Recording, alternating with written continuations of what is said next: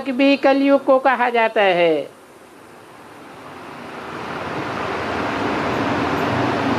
काली देह भी कलयुग को कहा जाता है। उस काली देह में सभी गोते खाते रहते हैं, क्योंकि पैदा ही विख से होते हैं।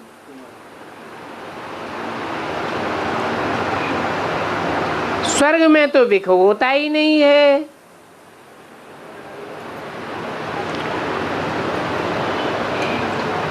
तो इनको जो ये विख याद आती है ना, तो समझते हैं कि स्वर्ग में भी विख मिलती होगी।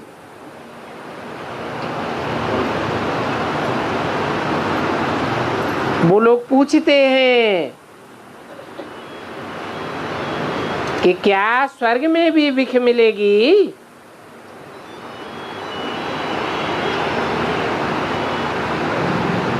निमंत्रण दिया है, भाई चलो वैकुंठ में चलो, परंतु वहां विख तो नहीं मिलेगी।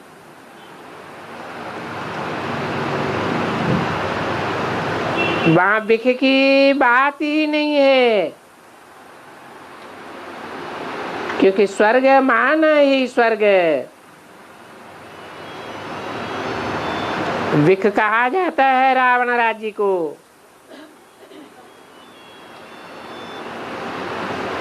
तो इन 5 विकार रूपी रावण को तो कोई जानते ही नहीं है। ये तो काली देह में ये नाग रहते हैं। इनको 5 नाग कहा जाता है।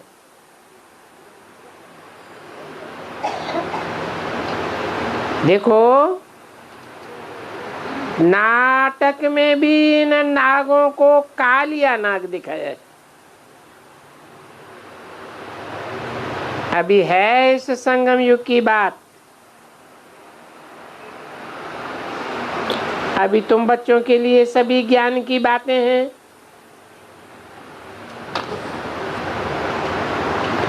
बाहर वालों के लिए तो कोई ये ज्ञान नहीं है।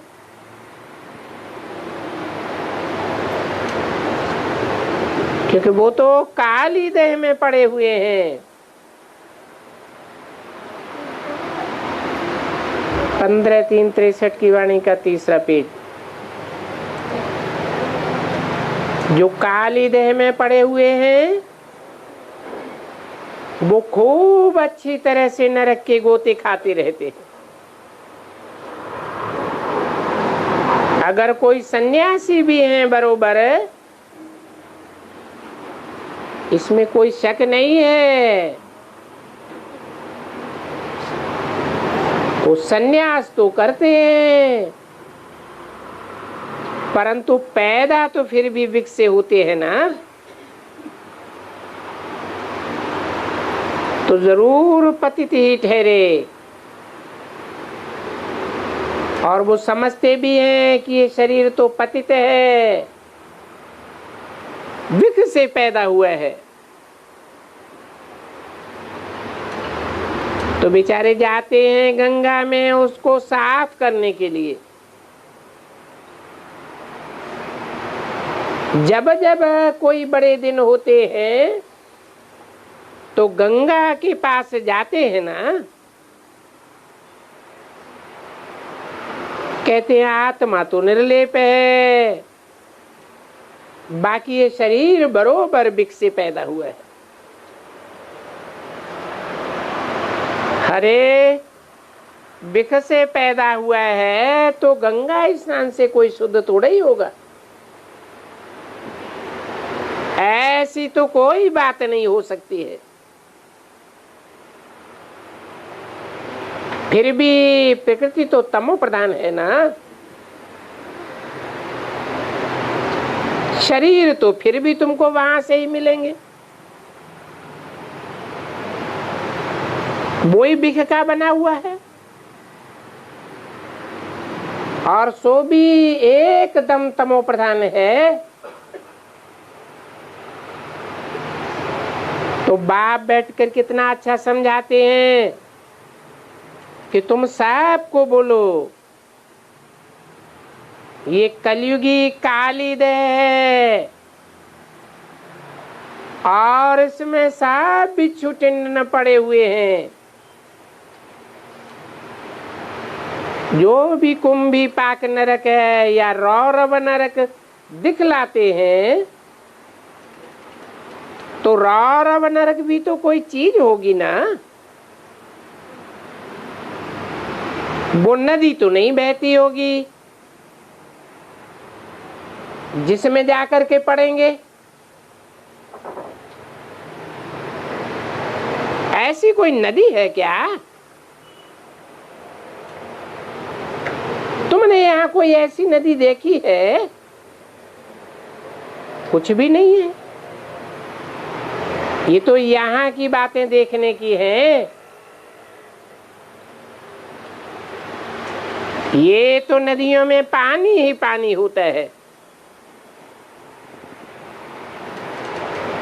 इन नदियों में कोई थोड़े ही मनुष्य जाकर के बैल या गधे बनते हैं। देखा है कभी कोई नदियों में ऐसा रौरव नरक होता है क्या? और ये रौरव नरक तो कोई देखने की चीज नहीं है। ये कलयुग ही एक रौरव नरक है। ये काली देह है। इसमें ये सब बेचारे बहुत दुखी हैं, बहुत तड़पते रहते हैं और बहुत दुखी होते हैं। इसलिए वो जो हठयोगी सन्यासी हैं वो इस दुनिया से सन्यास करते हैं। तो बाबा बैठ करके समझाते हैं कि उनका तो हठयोग सन्यास है और ये तुम्हारा है राजयोग। अभी मैं आया हुआ हूं तुमको काली देह से निकालने के लिए।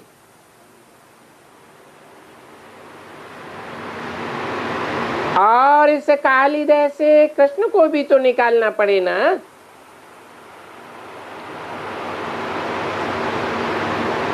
ये बड़ी समझने की बात है कि बरोबर भारत अनाथ था। देखो कल एक माई आई थी, बोली कि हम अनाथ आश्रम को संभालने वाली हूं। अभी देखो अनाथ आश्रम तो कहा नहीं जाता है, जैसे गृहस्थ आश्रम ही कहा जाता है। पवित्र नहीं है तो भी गृहस्थ आश्रम। अभी ये अनाथ को आश्रम क्या कहेंगे? हाँ, अनाथालय कहेंगे, सनाथालय और ये अनाथालय ऐसे ही कहेंगे ना। अनाथ रहने वाले और सनाथ रहने वाले। तो अनाथ तो यहाँ रहते हैं। अभी देखो ये भारत अनाथ है और सतयुग में सनाथ है। तो ये सभी बातें अच्छी तरह से बुद्धि में धारण करनी है और बरोबर समझना है कि हम इस दुनिया से निकले हुए हैं। हाँ, बरोबर हम किनारे से निकले हुए हैं और अभी हम जा रहे हैं, परंतु फिर भी पिछाड़ी में पीछे नहीं बढ़ानी होती है। अभी बाप आकर दोनों को ही संन्यास कराते हैं। कहते हैं कि न तुम जाओ न वो जावे, और फिर भी रहना तो यहाँ ही है। तुम थोड़े ही पुरुषों को छोड़ करके बाहर में भागेंगी? पुरुष भी छोड़ करके जावे तो सब जंगल में ही जाकर के बैठेंगे, फिर शहर में तो कोई बैठेगा ही नहीं। तब बोलते हैं कि नहीं, तुम दोनों अगर पवित्र हो जाओ तो हम तुम्हारे लिए नया शहर बनाएंगे। अब बताओ कौन सा नया शहर बना देंगे? जरूर फिर इस शहर को स्वर्ग कहा जाएगा। तो दोनों के लिए कहते हैं कि बच्चे अभी दोनों पवित्र बनो, बस अगर स्त्रियों ने बंद कर दिया तो पुरुष क्या कर सकते हैं? तो भूलो नहीं, दोनों सनाथ बनो और सनाथ बन के फिर स्वर्ग का दरवाजा खोल दो। यहाँ पुरुषों को भी समझाया जाता है, तुम भी स्त्री के उस दरबार में न जाओ, उस नरक के द्वार में न जाओ। अभी बाबा देखो कितना समझाते रहते हैं, फिर भी लिख देते हैं बाबा हम भूल से नरक में गिर गया। बाबा कहते मुट्ठे तुम नरक में नहीं गिरो ना, नरक में गिरेंगे तो जैसे उस कुंभी पाक नरक में या काली देह में पड़ जाते हो। देखो ये कलयुगी तो काली देह है ना, और ये काली देह का नाम भी यहाँ ही रखेंगे। अब ये ऐसे तो नहीं कहेंगे यहाँ कोई कृष्ण है,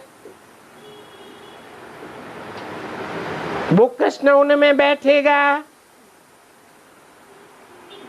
या कोई काली देह में डूबेगा। वो तो अभी जान गए हैं ये कहाँ की बात कहाँ ले गए हैं। बंदर खाते हैं इन सब बातों को सोचकर। बाप कितना बैठ बच्चों को समझाते हैं। अभी तुम्हारी बुद्धि में आता है ये सारी दुनिया के मनुष्य काली देह में पड़े हुए और बेचारे बहुत दुखी हैं। सभी निकलने तो चाहते हैं ना, तो बाप आकर इन सबको निकालते हैं और निकाल कर एक किनारे रख देते हैं। काली देह के किनारे से निकल अमृत देह में आ जाते हैं। फिर उसको अमृत देह ज्ञान अमृत कहा जाता है।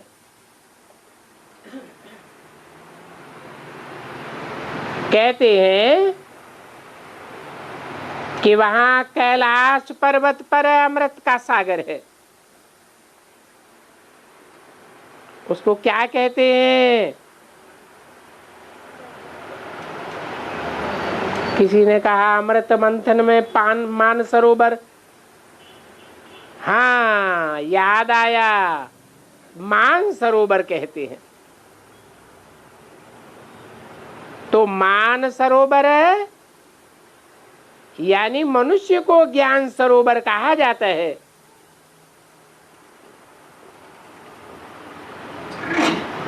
क्योंकि जरूर कोई मनुष्य है जो ज्ञान का सरोवर बन जाता है, क्योंकि ज्ञान का मंथन करते हैं ना। तो देखो कहाँ का नाम कहाँ जाकर के रखा है, और नाम रखा है ऊंचे पर्वतों के बीच। शिव और पार्वती को कितनी ऊंचाई पर जाकर के बैठाया है।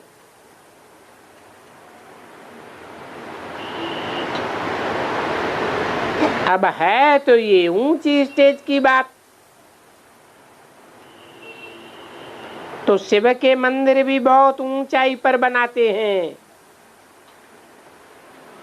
वास्तव में ये शंकर और पार्वती का ये शिव शंकर इकट्ठा कर देते हैं। नहीं तो शिव का मंदिर तो सबसे ऊंचा बनाना चाहिए। बड़ी बड़ी पहाड़ी पर बनाना चाहिए, क्योंकि वो तो है ऊंचे से ऊंचा रहने वाला। तो ये शायद हो सकता है कि आगे शिव का मंदिर ऊंचा बनाते होंगे, परंतु क्यों बनाते हैं, कौन जावेंगे वहां? इतना ऊंचा है, इसलिए आजकल मंदिर शहरों में बनाए दिए हैं। 15-3-63 की वाणी का चौथा पेज। नहीं तो है तो वो ऊंचे से ऊंचा ना। जब शिव का मंदिर बनारस में है या घर घर में है, तो पीछे पहाड़ों पर जाने की क्या दरकार है। परंतु ये तो अंधाधुंध सरकार है। ये राज तो तुम सब बच्चों को समझाया जाता है, सो भी किनको धारणा होती है, किनको धारणा नहीं होती है। अब धारणा क्यों नहीं होती है? कुछ न कुछ खामियां तो हैं, क्योंकि कोई न कोई द्वार को याद करते रहते हैं। मुख्य है ये दुश्मन सबका। तो हमारे पास बहुत बच्चे हैं जो बेचारे उस द्वार को बिल्कुल ही याद नहीं करते हैं, और नहीं किसको उस द्वार में घुटका डाल करके डालते हैं। भारत में तो बड़ी बड़ी अच्छी अच्छी बातें हैं, क्योंकि कन्या को कभी भी, जो पवित्र कन्या है, क्योंकि गाई हुई तो है ना। अभी तुम लोग कन्याएं हो, तुम तो द्वार खोलने वाली नहीं हो ना। तो देखो तुम कितनी गाई हुई हो।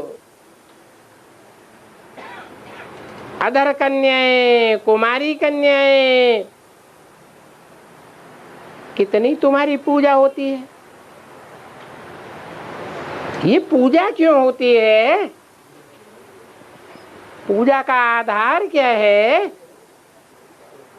पूजा का आधार ही है पवित्रता।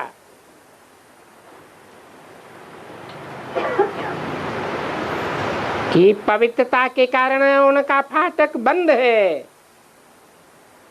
वो नरक का द्वार बंद है। तुम लोग का नरक का द्वार बंद है ना,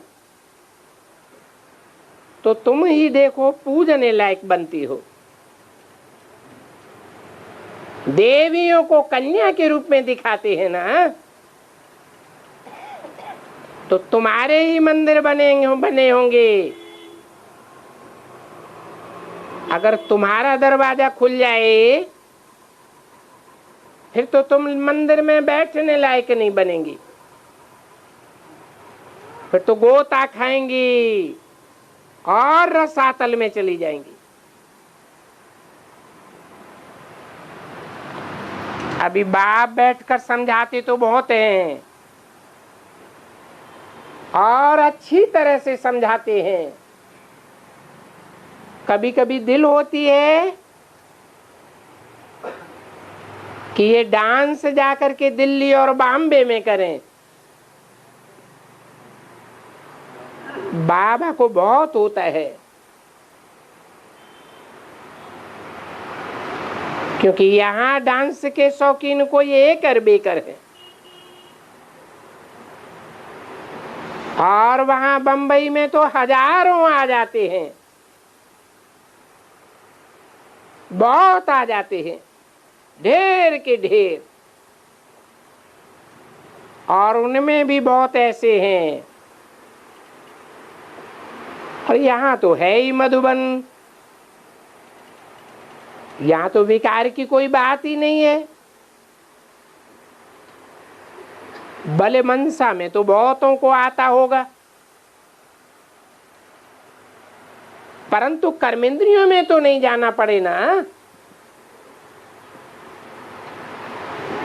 ऐसे द्वार में जाना तो नहीं है ना। और द्वार में गिरा तो डूबी बेड़ी। देखो बाबा कितनी कड़ी कड़ी बातें बताते हैं। ब्रह्मा बाबा सभा में सुना सकते हैं, ऐसे मत समझो। बाबा यही मुरली वहां बड़ी बड़ी सभाओं में भी चलाते थे। देखो जब मुरली चलाता हूं तो हमको दिल्ली और बॉम्बे याद पड़ती है। चलो उधर बड़ी बड़ी सभाएं हैं, वहां बैठ करके ठोकूंगा अच्छी तरह से कि अरे भाई इस काली देह में मत कूदो। अभी ये काली देह बड़ी कड़ी है। इस काली देह को बिल्कुल कुंभी पाक नरक कहा जाता है। देखो तो इसके कारण भारत की क्या दशा हो गई है, परंतु कोई किसको पता थोड़ा ही पड़ता है। कोई भी विद्वान, कोई भी आचार्य, पंडित, इतने बड़े बड़े सन्यासी, उनको ये थोड़े ही मालूम पड़ता है कि भारत गिरा हुआ है और भारत अभी चट्ट खाते में है। नहीं, वो लोग तो अपने ही गुलछर्रे उड़ाते रहते हैं, ढेर पैसा मिलता है, महल बना करके बैठे हुए हैं। श्री श्री 108 जगत गुरु का नाम, इनका कोई भी हिसाब किताब पूछने वाला नहीं है। बाप कितनी दफा बैठ करके बच्चों को डायरेक्शन देते हैं, परंतु समझते हैं कि बच्चे अभी सगीरे हैं, अभी छोटे हैं, इनमें इतनी ज्ञान की ताकत नहीं है। ज्ञान की ताकत नहीं होने के कारण उछलते नहीं हैं। नहीं तो उनको तो भारत पर नजर आना चाहिए। ये जो श्री श्री 108 जगतगुरु का टाइटल लेकर बैठे हैं, ये हिरण्यकश्यप हैं। अपने सिर पर कितने बड़े बड़े टाइटल रखे हैं, और ये टाइटल कहाँ की बात है? ये तो बाप को डिफेम करते हैं। भारत का पूज्य सिर्फ बाप ही है। वो बाप सबका बाप है, और उनका टाइटल ये भिख से पैदा होने वाले ले लेते हैं। ये खुद ही काली देह में पड़े हुए पतित कहो तो भी काली देह तो कहो ना, पर वो लोग इतने बड़े बड़े टाइटल अपने ऊपर रख बैठे हैं। परंतु अभी ये बच्चे सगीरे हैं। कोई भी बच्चा अभी बालक नहीं बना हुआ है, ऐसे कोई भी मत समझे। भले बाबा कानपुर में जाते हैं या बॉम्बे में जाते हैं, तो ऐसे मत समझो। वो तो अभी माताओं को ये चैलेंज दे रहे हैं। ये तो शिव बाबा बैठकर कहते हैं कि माताओं को, और माताओं में भी अभी ताकत नहीं है। इतनी ताकत नहीं है जो इतना बैठकर जोर से समझावे। वो ताकत चाहिए निर्भयता पाने की, एकदम निर्भय होकर बोले। और निर्भय भी हो, निर्भय होने की ताकत आवे, और निर्भय आना ये तो अपनी माताओं को और ही जास्ती होना चाहिए। पुरुष तो निर्भय बन जाते हैं और लड़ाई के मैदान में घुस जाते हैं।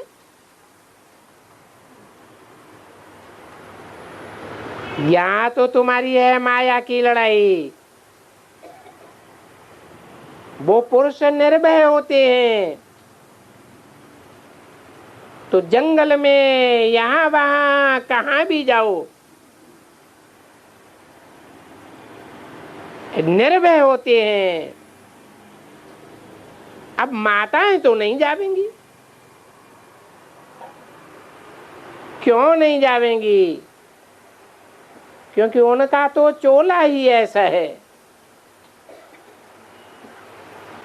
तो वो इतनी निर्भय हो, ललकार करें। ये भी समय चाहिए। जब तक बालक न बने, बालक को महात्मा कहा जाता है,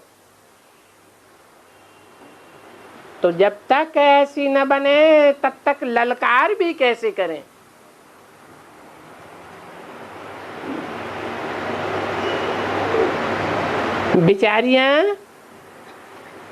बिचारियां ही कहेंगे। अभी तक बिचारियां हैं। जब तक ये निर्भयता आवे। अच्छा, और क्या समझावें बच्चों को?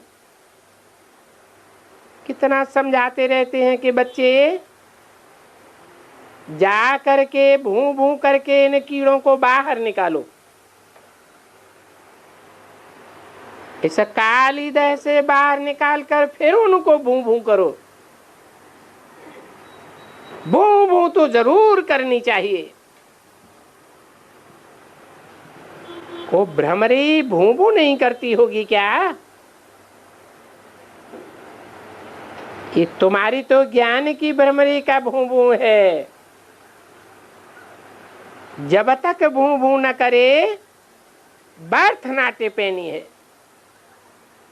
बाबा तो ऐसे ही कहेंगे। अरे क्यों?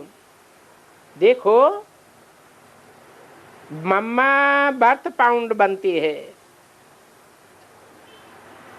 अगर उनके हम जिनस जाकर बर्थ पैनी बने, दास दासियां बने, कितनी बंडर की बात हो जाती है। और मम्मा जानती भी है कि बरोबर ये जाकर के बर्थ पैनी बनेंगी। यानी जो भ्रमरी है, भू भू करती है, उनकी बात अलग। जो न भू भू करती हैं तो कहेंगे उनके आगे भरी ढोएंगी। अच्छा, तुम मुट्ठी क्या सुनती हो? सुनती हो या नहीं सुनती हो?